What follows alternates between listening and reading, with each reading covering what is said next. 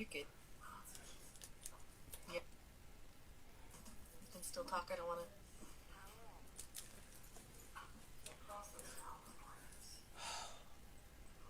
Holy frick.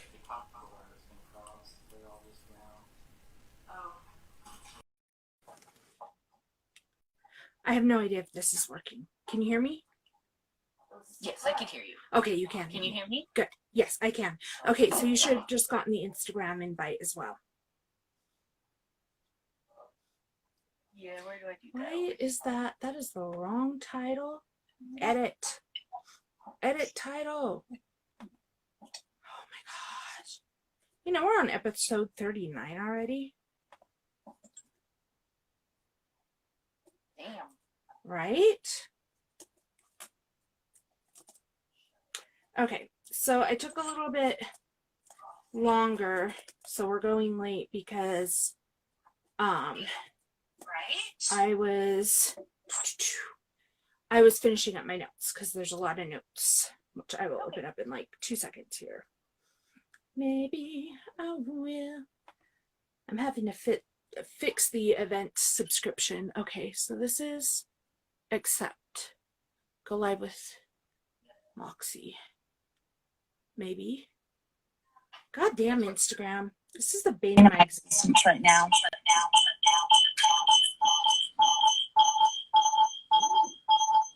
You might want to mute yours.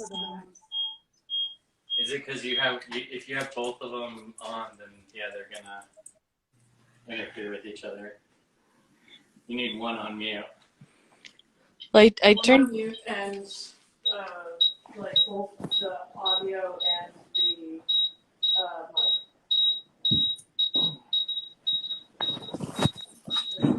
Still need to mute one of them. yeah, okay. Yeah. Ooh, Try talk again. Does that work? No. I have to mute something, which means it's not gonna record my voice on the Instagram one. unless you use headphones or something. yeah, you want headphones? Sure. If you put headphones on, then just pair that to your computer. It's called Sparkle Storm. If you want to hold that like there, then you should be able to go to Bluetooth and.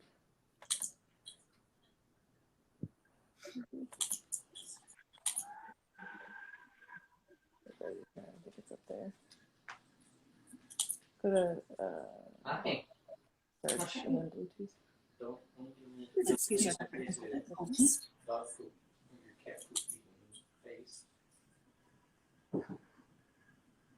We have been fighting tooth and nail with this stupid Instagram crap. I'm very strong.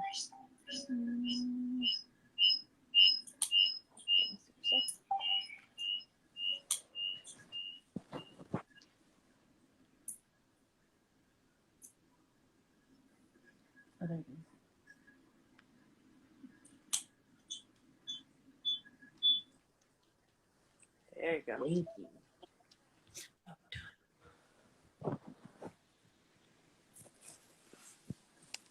Keep this connecting is awesome. It's like we're twinning. Okay, I think it works. Yay. I think. Maybe. I have it right. I wanna or read. Where is my notes? Is my notes? Wow, I'm going well.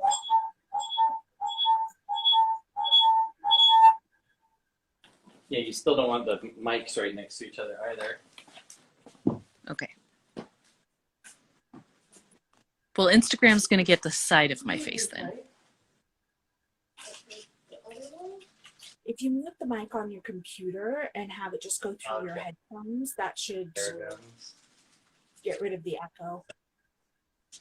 Yeah, it seems to be anytime I put my phone close to the computer though. Yeah, it's because you. Oh. Yeah, because right now it sounds good. Yeah, so I'm just saying Instagram's gonna get the side of my face. That's okay. I'll turn Instagram's and look the one sometimes, that's and then I'll sure turn and look. how it's handling things. Okay, let's see if I There's can. probably way better ways. Ooh, what did I just do? Oh my gosh. There's probably way better ways to do Cleaning that up in with the our bull future. crap. Probably. Oh my gosh. It doesn't do the echo thing And on my hello, computer at home, Oh. which just probably means mine's older. I'm doing something. Yeah. I know I'm doing something. Do I remember what I'm doing? No. I know what I'm doing. I'm trying to find something, and this is being obnoxious about it. There. That.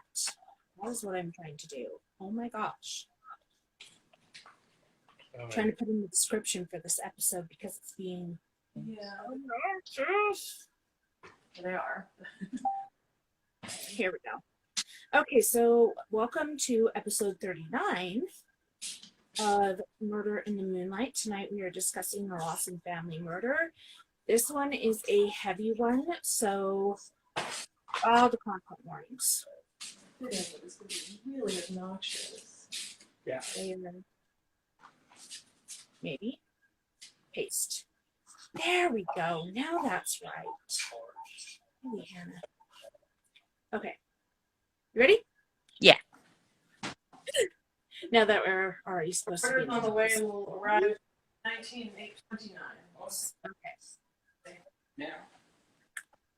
So this happened on December 25th, Christmas in 1929.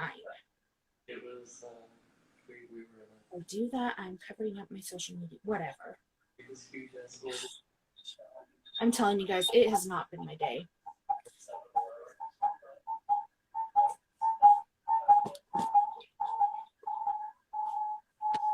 Maybe it's my phone this time.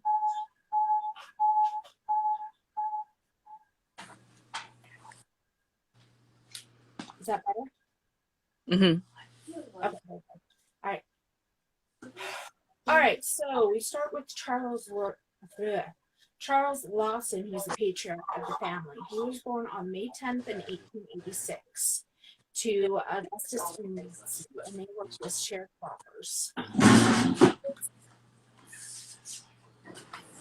It's loud at your house. What was that? I said it's loud at your house. I just heard something crash. Oh. He was described as a respectable man who was strict with his family. Now, I'm trying to figure this out because several of the sources that I went to said that his personality changed when he had a head injury later on, and that's when he became combative and stuff. But there was one, and it was the most in-depth one, so I'm kind of leaning toward it's probably right, that said he was always combative. Because the story that they tried to pin on after the head injury is that he got into a fight and was stabbed and ended up in 2 weeks in the hospital recovering from that. But that incident actually happened in 1918, not 1928. Right. So it's kind of back and forth as to whether or not he was mean before he hurt his head. So, like, I have right here in my notes, there's speculation he was abusive to his family, which we'll get into more. In 1911, he met and married Fanny Manrig, and they started having children right away. In total, there were 8 children born during their 18 years of marriage. Their third child, William, died at age 6 from pneumonia. I was not able to find what year that was in. Sorry. In 1927, they had saved enough to buy a modest farm in Germantown, North Carolina, which was near where Charles' brothers lived. I think it was most close to his brother Elijah. And they wanted to be closer to the family, but they also wanted to get out of sharecropping because sharecropping is very important. With sharecropping, you have to give a certain amount back to the actual landowner. Mhm. the short end of the stick. The fucking little screw on this arm. So they farmed tobacco and they were doing pretty well for themselves. They weren't rich by any means, which happens when you have 7 kids. But Right. during the Great Depression, they were still making it and making a living. And More their family was sense. still That thriving. makes way more sense and Mhm. would be way easier. Yeah. Thank you. Sorry.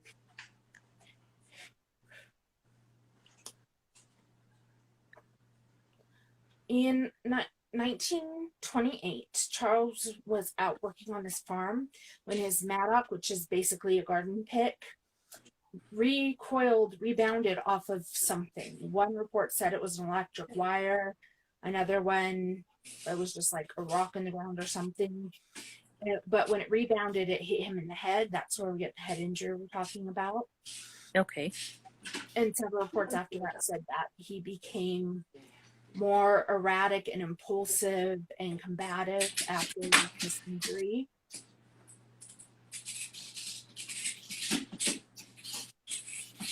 Speaking of being impulsive, shortly before Christmas in 1929, Charles took his family into getting his wife and kids new outfits, and then took the family for a processional portrait. Now, in 1929, it's definitely more than like in the 1800s that you get more photos, but it was still a pretty rare occurrence. It was a special occurrence. Mhm. And Right. this would be the first and the last portrait of the family. Christmas Day started out great. There was fresh snow. The Lawson men, which was including Charles's brothers and all of the boys were out. All of their kids were out shooting and just having fun. Fanny and Marie were working hard on a Christmas meal. Marie, who was the eldest child, she was 17 at the time, made a cake, decorated it with white frosting and raisins. At some point, it was decided that Arthur, whose nickname was Buck, and he was the second child, age 16, was going to go rabbit hunting. Several reports say it was his idea, he wanted to go rabbit hunting. Another one said that, or that Charles was the one who's like, I really want rabbits, go rabbit hunting. Either way, when Arthur asked Charles for shotgun shells, Charles was like, we don't have any, just go into town and buy some. Even though it was Christmas Day, and it's not likely that there were any shops that would have them. Mhm. But he headed into town. Yeah, what shops back then would be open on Christmas Day? Yeah, right? Like, who would have that? I don't know. Either way, Charles was lying his ass off because he totally had shotgun shells. And what followed was one of the most horrific cases of familicide, not just in history, recent history, but in history, period. I did leave out certain details of what happened to the younger children because I'm not there. We rarely do children, especially children from the 20th century Mhm. on forward. And there's a line.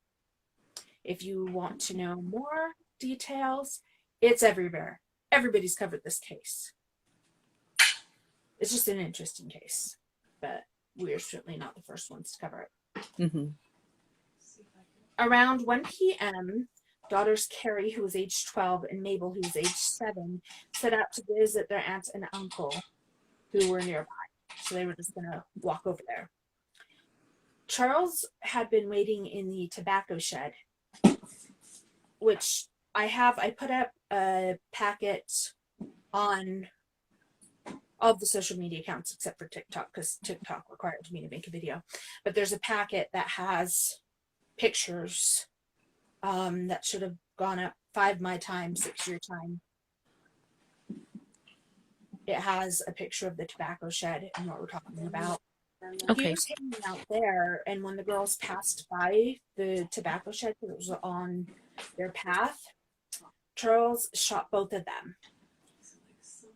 I can't remember if it was said that he shot Mabel first or Carrie first, but it's kind of hard to know. Right. Because he shot them, and then he bludgeoned them, presumably to ensure they were dead. After he did that, though, he moved the bodies into the shed and put rocks under their head. He would like close their eyes and cross their arms on their chests, just kind of like he's laying them to rest. Mm-hmm. Which is really interesting when you see a lot of cases where they do that. It's a sign of remorse. Whatever was going on in his head, there was a point where he felt bad about what he was doing to his family, or at least recognition that what he was doing was wrong. Mm-hmm.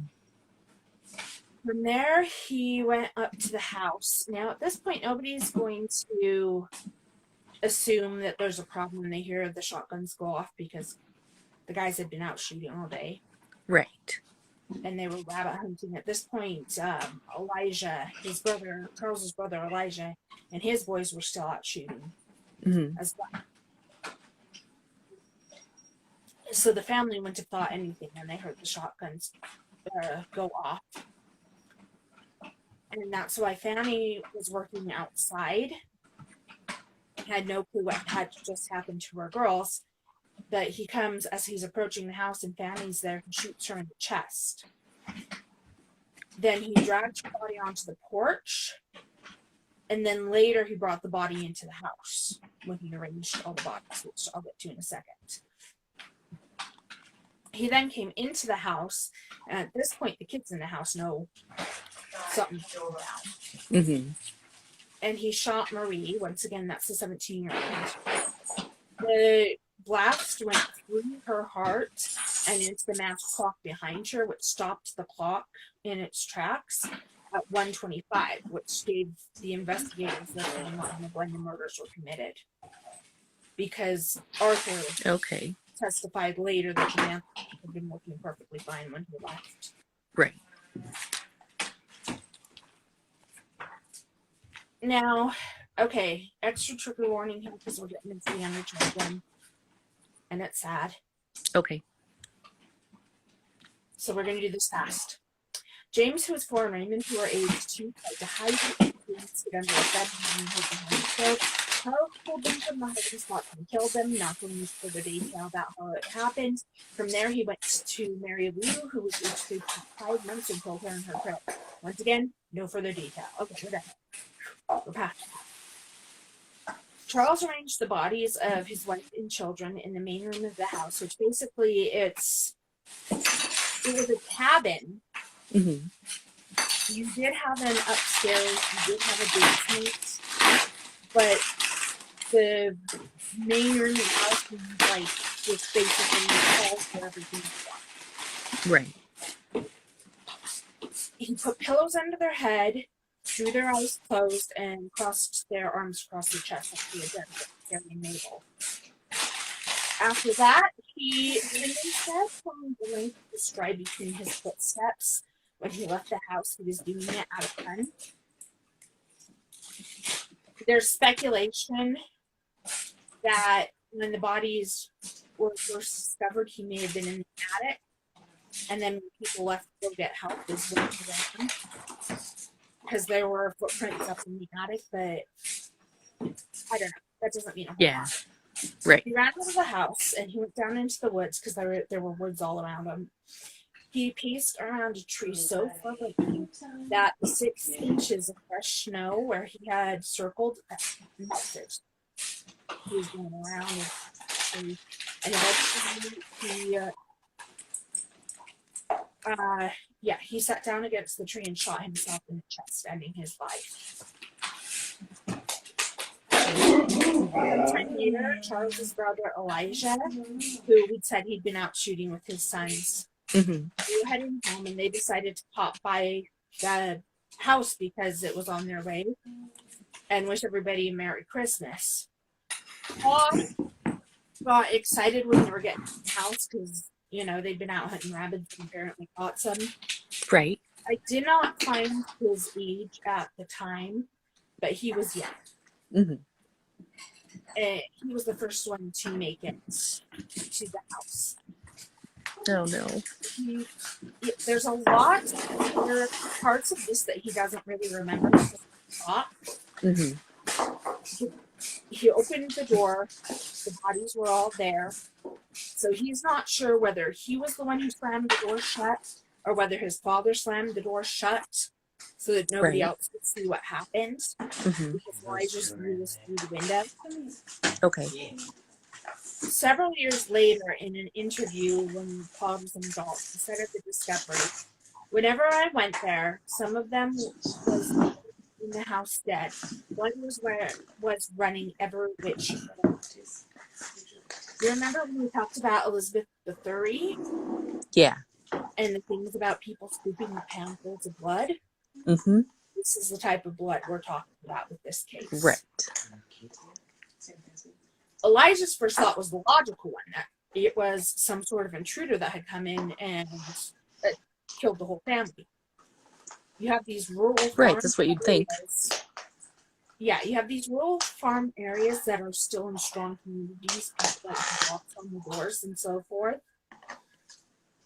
Of course, that's going to be what you think.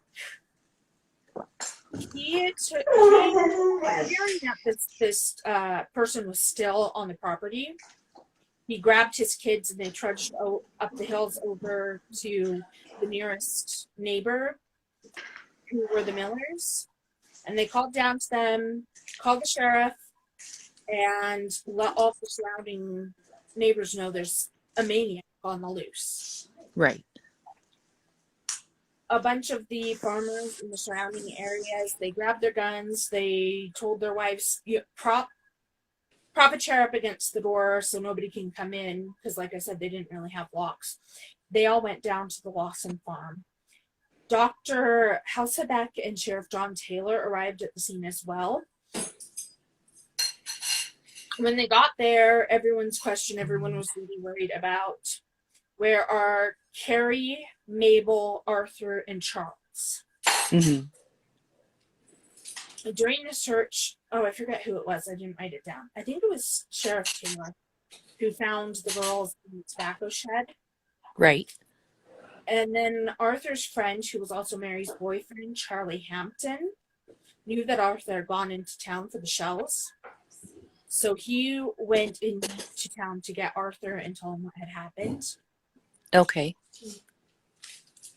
And when they got there, Charles's body still hadn't been found. So Arthur ended up being with the people who found him.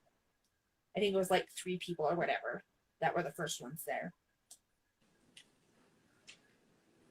And the question on everyone's minds became, why? Right. Because it was pretty obvious what had happened at that point.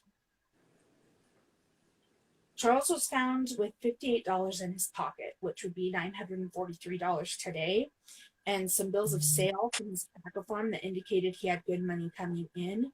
All of the records from the tobacco farm showed that it was thriving. Of all the motives and questions that we won't have, it's pretty safe to say that money was not one of the motives. They Right. were okay. On the back of 2 of the bills of sales, he had started to write notes. One of them said, "Trouble will cause," and then it trailed off, and that was the end. He never finished it. The second one said, "Blame no one but," same thing, trailed off.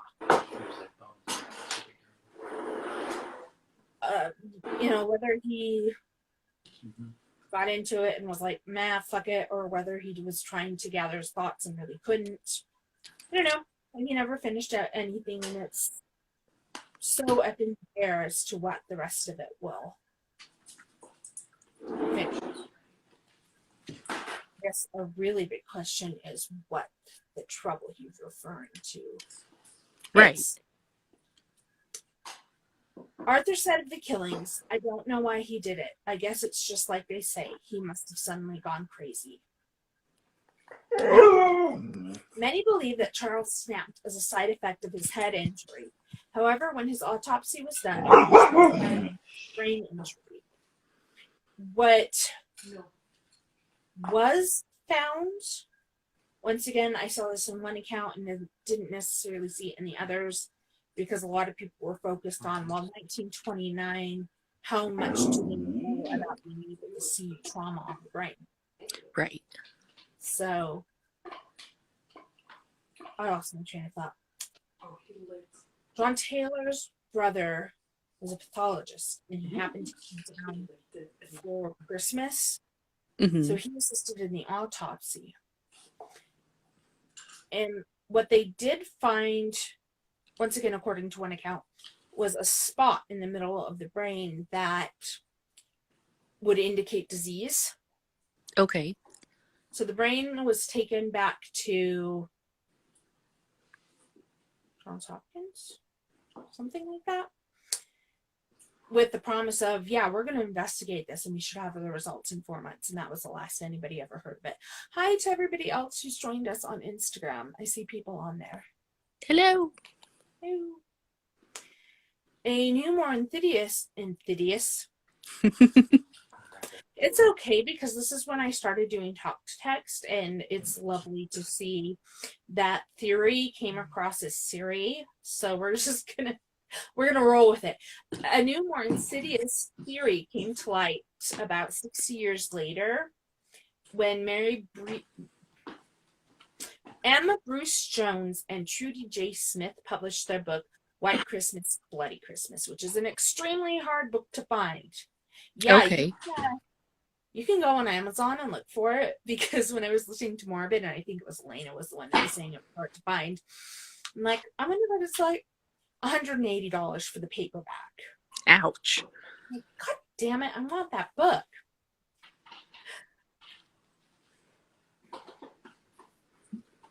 Stella Bowls. I had to figure out what it said because it says Starbucks Cellables. Is what it says. Or Stella Bowls. Stella Bowls, who was a niece of Charles. She, on December 27th, I don't know about that date. That date seems wrong because the 27th is when the family was laid to rest. Okay. There was a meeting among the Lawson family women. Hmm. It was a very secret hush-hush. Stella was only 14 at the time, so she wasn't privy to it. But many years later, when she asked her mother what it was about, she was told that Fanny had discovered that Mary was pregnant via her father. Oh. And that came up as a major theory. Hmm. Well, yeah. It was said, yeah. No, wait, it was when Mary said it. Okay. So, yes, that's what they said. And how old was Mary? Marie was 17. Oh, Marie. Okay. It's really interesting because when you look at the family photo, it threw me off. When I looked at the family photo, I'm like, who's that chick at the end holding the baby?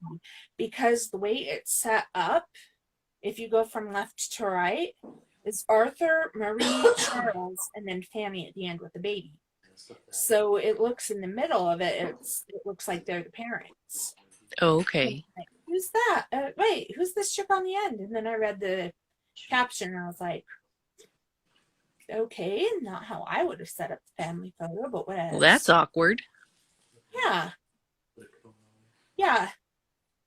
Especially considering that the two youngest children, aside from Mary Lou, who is the baby, were in the center of the bench in the front. You think you'd want mom right there where those kids are.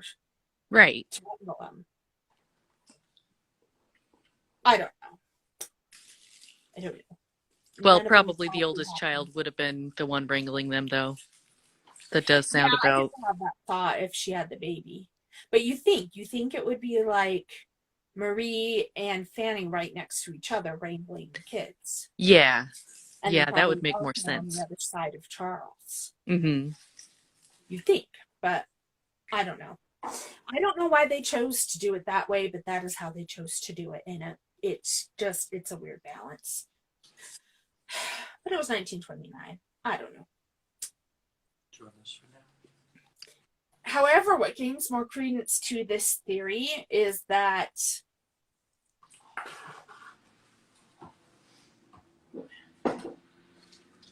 oh, okay. Yeah, so Fanny had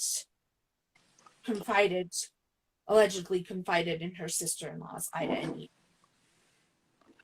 A few years Okay. later, Ellie Johnson, who was Marie's best friend, Mm-hmm.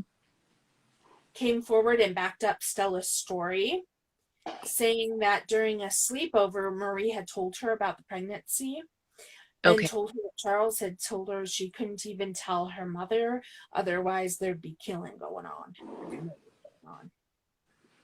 After that point, there were others who came forward and were like, "Yeah, we've heard those rumors." At that point, though, it's kind of, is it a snowball effect of people wanting to jump on, or is it people who actually heard those rumors? Right.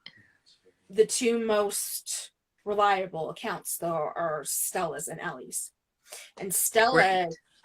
waited so long to come forward, waited those 6 years to come forward with that information because her mother had sworn her to secrecy. Right. And Ellie, it makes sense that Ellie wouldn't have felt comfortable coming forward with that just on her own. Right. It's one of the theories that holds a little more credence. Okay, back to what happened after the murder. So we just went through the conspiracies. So was he deciding to do this before she started to show so that her mother wouldn't figure it out? That is one of the theories. If you look at the photo, there's no indication that she would have been pregnant. And when they did autopsy all of them, and they didn't find a fetus. Oh, okay. But if it had been early enough in the pregnancy, you wouldn't. 1929 don't have the same technology. Mm-hmm. Closed cells.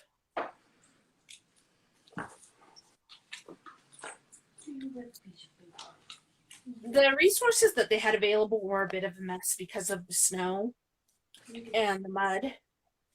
The roads became impassable to get up to the house. What happened was the surrounding farming families who were already in that area of the property, the women brought bed sheets to cover up the bodies, Okay. to just give them a little bit of respect until the hearses could get there. The hearses could not get up because the homestead was on the top of a hill. The roads were just impassable. So people brought down the bodies individually down into the hearses. Wow. That's gruesome. It is. It's pretty awful to think about that. You know, we're kind of spoiled with our paved roads and stuff. But they did. They had a lot of neighbors really step up and take care of them and help them out with that. The locals also dug a mass grave for a family. There was like a trench that they dug out. And I say mass grave, but really it's like you see these all the time. It's not the type of mass grave you think of in war zones or whatever. They're huge family plots. Okay. And sometimes you'll see people buy these in advance as well. Like the plot my mom was buried in is a double-decker, so she's down further. But then the next plot is my dad's. Mm-hmm. So technically, you could say it's a mass grave. But they were buried properly.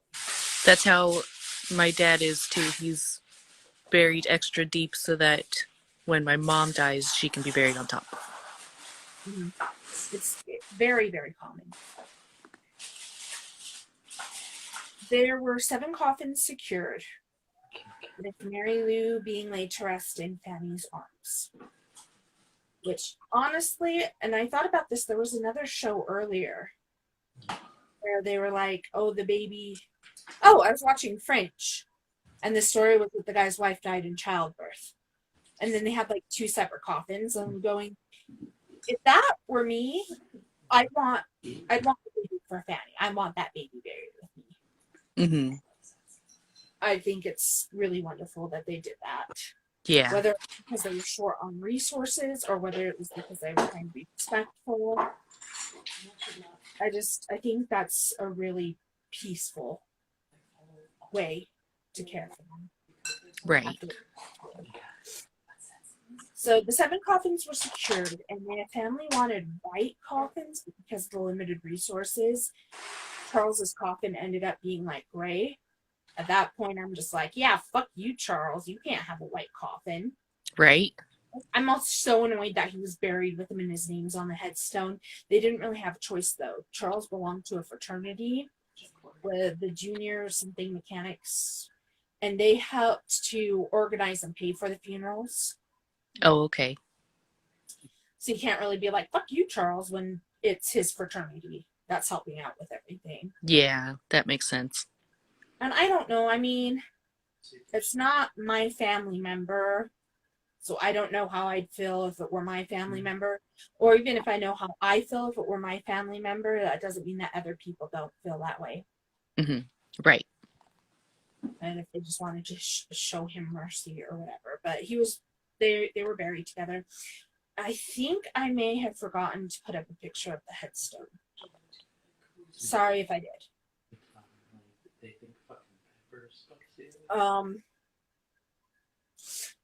When people went to clean the house, I skipped ahead here. Or maybe I just screwed up what I was writing.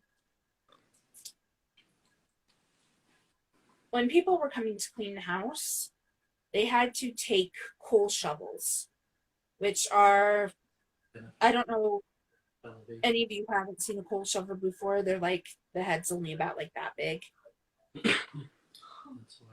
They were using coal shovels to scoop up the blood off of the floor, and they scooped it into a wash basin.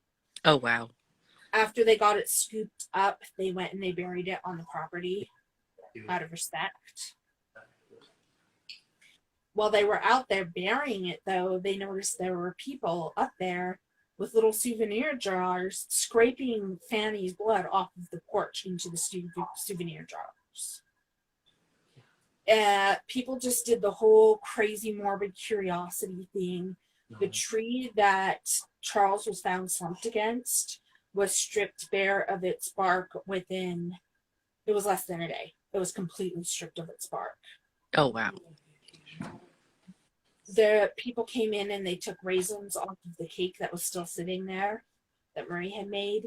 They took, when the house was demolished, they came and they took bricks. Mm-hmm. It was so bad.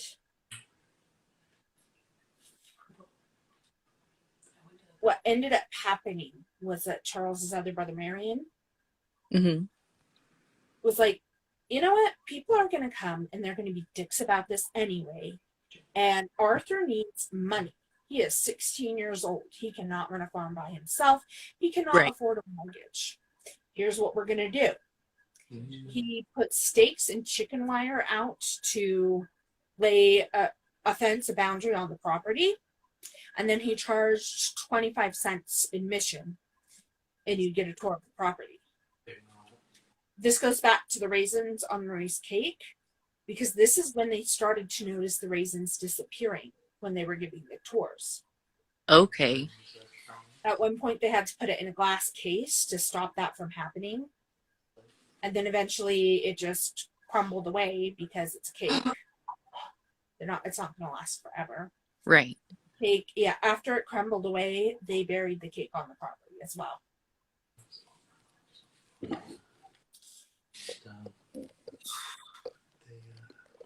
Arthur went on to, I think the house was demolished in 1980. So it stayed open. And there's still actually a Lawson family museum that has stuff, whatever's left, and then recreations as well. I almost forgot this. When the tourism started to die down, at first the neighbors were like, what the this is disgusting. Why are you doing this? And Danny's family was super pissed about what Marion was doing. Elijah was like, dude, not cool. And Marion was like, they're going to come anyway. They're Right. going to come anyway. We might as well be controlling what's happening and getting some money for this kid. Right. I'm sorry, I'm on his side. I understand the anger and the sentiments, but he's right. They would have been coming anyway. And that Yeah, way if they could already try- were. They already were. They were stripping anything they could. They were literally scraping the blood off the porch as souvenirs. That is how far people were going. He was right, in my opinion. And it's not like they had the money to just be like, oh, we're going to hire a guard service to be out here all the time. Right. That was not an option. I lost my mind. I lost my train of thought, but I lost my mind. Sounds bad. We'll roll with that one. When the tourist circuits, so the townspeople started to just kind of grudgingly accept it because it was bringing in a tourist circuit and people were shopping in town. Okay. It made it so that Germantown was really booming and thriving in the midst of the Great Depression. Then, when the tourists died down, carnival circuits and touring show circuits started to really gain popularity. So they gathered up the artifacts and kind of took the show on the road. There was, I can't remember his name, and I didn't have a chance to write it down. One of the traveling showman, he bought what he could, and then what he didn't have, he made fakes of and would play them like they were the real thing, like he made a recreation of Mary's cake and stuff. Which, by the way, people are so fucked up. When I was looking to see if there were any pictures of the cake, what I found were recipes and decoration guides as to how to make a bloody Christmas cake. What is wrong? These like people are sending stinking matching couples tattoos with Charles Manson's ashes in them and stuff. There's a line. There's a line. What was I going to say? There's I think it's one of the Facebook groups that you added me to. Probably. That's like one of the oddity ones. I don't remember which Facebook group, but probably. There was someone that like lives really close to Ed Gein's farm and can go there and get some of the dirt and is selling that. And I'm like, it just has to be the one I was obsessed with as a teenager. But no, I'm not the kind of person that's going to collect that kind of crap. But it was just weird that it was like, there was this like brief moment in my brain where I was like, do I need that? No, of course I don't need that. See, now I'm not thinking that collecting the dirt on the side is that big of a deal. And once again, it just depends. No, it's not a big deal. I'm not trying to say that that is just a really morbid thing. Yeah. It was more, I'm not going to collect things from him. Yeah. That yeah, I don't think I want to be that person. Killers. Mm-mm. And it wouldn't be that for me anyway, but. Yeah. No, it's, the mini museum has, you can buy vials of dirt from Dracula's castle. And I'm like, need. There's the line. Because it's like, is this something that isn't taking away from what belonged to the family? Mm-hmm. That wasn't, are you disrespecting the dead by taking this, like taking bricks right. from that? So the blood one, I'm going to keep going back to that because that is just the most, who thinks that there's not in a religious sense, the word sacred, you throw that out and people think of religion. Mm-hmm. There's more than one connotation for it, though. And the blood of them is sacred. That's no.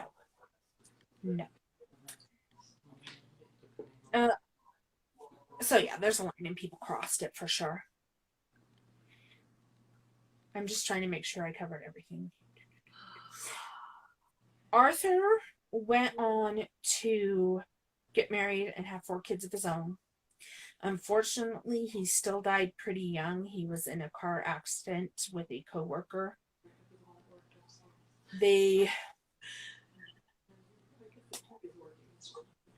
According to witness accounts, what seems to have happened is that they didn't see the warning signs for driving into a construction zone and crashed. Okay. Oh, sad. The coworker was severely injured and Arthur died. Sad. It was in, how did he die? Let me see if I can Google that real quick. How Final Destination of him. No, I'm kidding. I'm sorry. Gosh. Lines, Kate. Lines. I'm sorry. Arthur Lawson. While I'm doing that, I will tell you about the ghost stories because that became the next thing.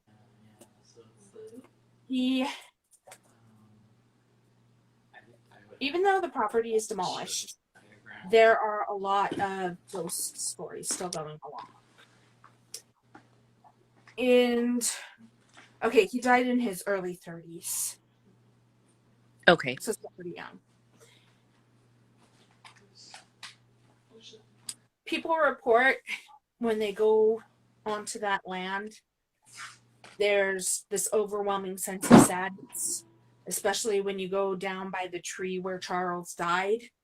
Like, some people have just burst out into tears. Of course, they say they see the apparition of him pacing around the tree as well. There was a bed and breakfast. These people bought a bed and breakfast that was close to the land. It was one of the neighboring Plots? farms. Okay. Well, it was a farm, but then they made it into a bed and breakfast. Okay. And the woman who owned it, once again, did not have time to write that down in my notes, what her name was. She said she kept seeing these two little kids, this boy and this girl, and they would come up on the porch and be like right outside. It was like one of those glass doors or those doors that had glass cut out, you could see. So she'd go to open the door to find out what they needed, where the parents are, whatever, and they were gone. This happened several times. At which point she got curious as to the history of the land, and that's when she found out about the Lawson family murders. And she saw the portrait of the family. So that mystery solved. The youngest daughter and the younger son. Like, those are the kids she saw. Spooky. It is spooky. Speaking of spooky, next week is going to do a ghost story for us. Yes. Mm-hmm. Most likely one from New Orleans because she lives there and it's the most haunted city in the U.S. Right. So I'm hoping to find a good one. Yeah. I know they're there. Like I said, I went on there. I was trying to help you find any good ones for Christmas. And then I ended up adding a bunch of books to my wish list. They're all about, like, ghost stories for Christmas. And they're about the Victorian tradition of telling ghost stories on Christmas as well. Right. There are a bunch of them. They're there. Just gotta pry them out. We love you guys. We will see you next week. Mm-hmm. We're gonna bring it back up because this one was a downer. Right. I forgot what I was gonna say. Yes, next week, same time, same place. Remember, be a bitch. Carry a big stick. And don't get murdered. Love you guys. Mwah. Bye. Bye. You know what I did? I never hit go live on the restream. Oh no.